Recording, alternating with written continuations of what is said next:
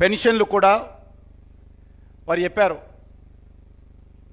నేను 7వ తేదీ ప్రమాణ స్వీకారం చేస్తున్నా, వెంటనే 4000 చేస్తాను, 2000 పెన్షన్ 4000 చేస్తాను.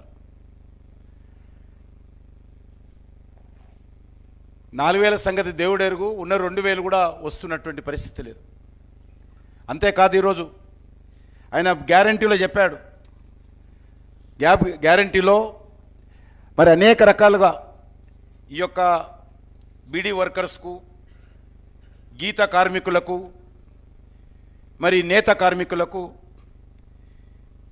ఒంటరి మహిళలకు, వృద్ధులకు, వితంతువులకు, ఎయిడ్స్ పేషెంట్స్కు, కిడ్నీ పేషెంట్లకు 100 రోజుల్లో 4000 రూపాయల పెన్షను, 2000 నుంచి 4000 రూపాయలు పెన్షన్ ఇస్తామని గ్యారంటీలో మరి తెలంగాణ ప్రజలకు హామీ ఇచ్చారు.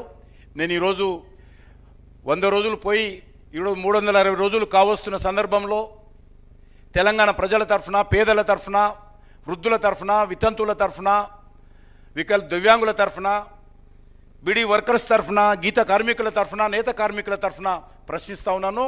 వాళ్ళకి ఇస్తానన్నటువంటి 4000 యొక్క పెన్షన్ ఎప్పుడు ఇస్తారో చెప్పాల్సినటువంటి అవసరం ఉందనే విషయాన్ని ఈ సందర్భంగా మనవి చేస్తున్నాను.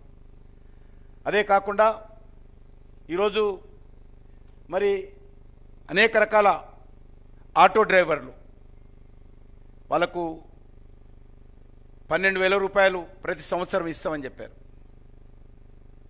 ఆటో డ్రైవర్లు ఈరోజు అనేక రకాల ఇబ్బందులకు గురవుతూ ఉన్నారు, ఉపాధి కోల్పోతూ ఉన్నారు, అప్పుల పాలు అవుతున్నారు, కుటుంబాన్ని పోషించుకోలేని పరిస్థితుల్లో ఆత్మహత్యలు చేసుకున్నటువంటి పరిస్థితి ఆటో డ్రైవర్లు ఉంటే ఇచ్చినటువంటి హామీ అమలు చేయలేక ఈరోజు ఈ ప్రభుత్వం చేతులెత్తేసిందని మనం వేస్తున్నాను.